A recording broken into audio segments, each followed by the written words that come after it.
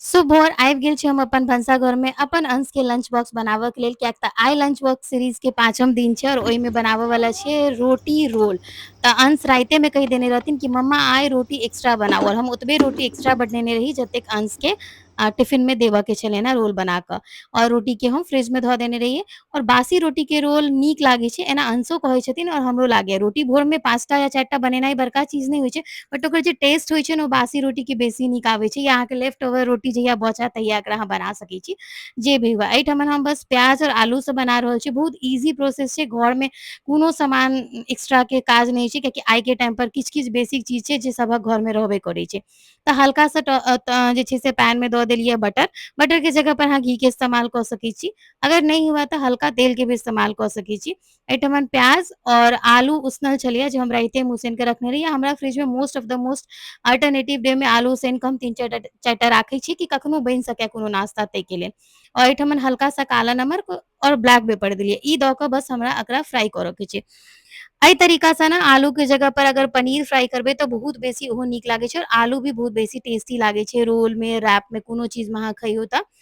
और अखन जे छै ने से एहिमे हम और किछु नहीं ऐड करऽ वाला छी, बस एकरा हल्का हाफ पकेबै, मतलब अपना सबके एकरा कुक नहीं करऽ के ये फुल्ली बस हाफ कुक करऽ के छै।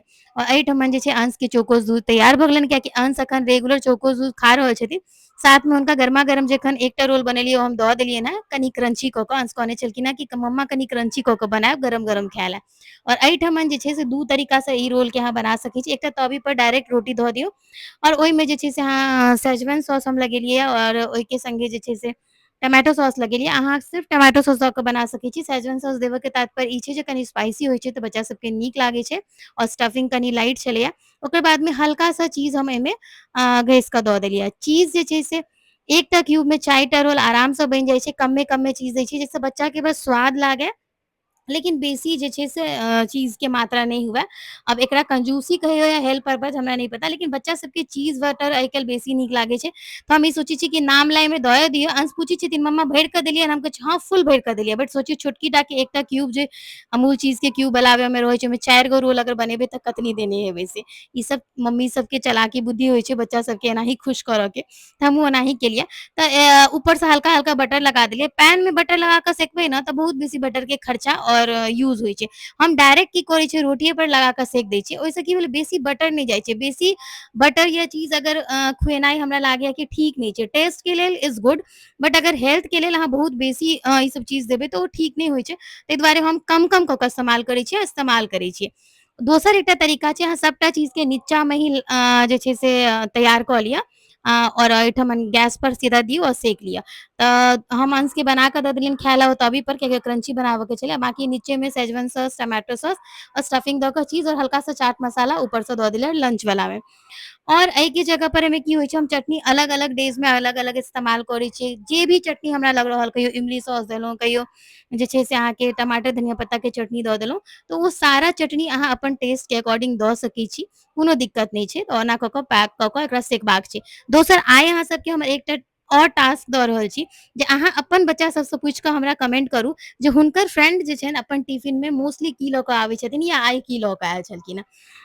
ई चीज़ किया पूछलहुँ हेँ, एहि पर हम विशेष काल्हि गप्प करब। एकटा रिक्वेस्टेड वीडियो आयल अइ, केओ कहने छथिन जे अहाँ एहि पर वीडियो बना कऽ दियौ, काल्हि के लंच बॉक्स के साथ में हम अहाँके ओ चीज़ शेयर करब। आइ बस अहाँ सब अपन बच्चा से पूछियौ जे हुनकर फ्रेंड अपन टिफिन में की लऽ कऽ आबै छनि, और हमरा कमेंट कऽ कऽ कहब, हमरा बहुत नीक लागत।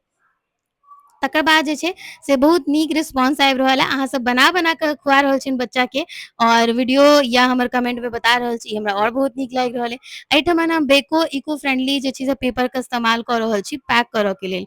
तऽ टिफिन में की होइ छै, हल्का जे छै सॉगी भऽ जाइ छै, तऽ एहिमे रोटी वगैरह पैक कऽ कऽ देलासँ पानि नहीं छोड़ै छै, रोटी में मॉइस्चर नहीं आबै छै, तऽ आराम से जे छै बच्चा खाइ छथिन। और अंश कहने छलखिन हेँ मम्मा हमरा एकटा एक्स्ट्रा देब, कियाकि रैप या रोटी रोल अहाँ जे भी बनाबै छियै हमर फ्रेंड सबके बहुत नीक लागै छनि, ओहि दुआरे। तऽ हम अंश के 3टा ही देने छलहुँ हेँ। साथ में अंश के फ्रूट में आइ छलैये कनि अलग केलियनि, ओ 3 दिन से लगातार कीवी लऽ जाइ छलखिन हेँ। तऽ आइ जे छै से हम खीरा देबे केलियै। खीरा तऽ कंपल्सरी छै, कियाकि ओहिमे पानि के सोर्स होइ छै तऽ खेबाक चाही, और ओहि के संगे में एप्पल और कनि अनार दऽ रहल छियै। बाकी भऽ गेल टिफिन आइ के तैयार। हमार लंच में की है? Potato role.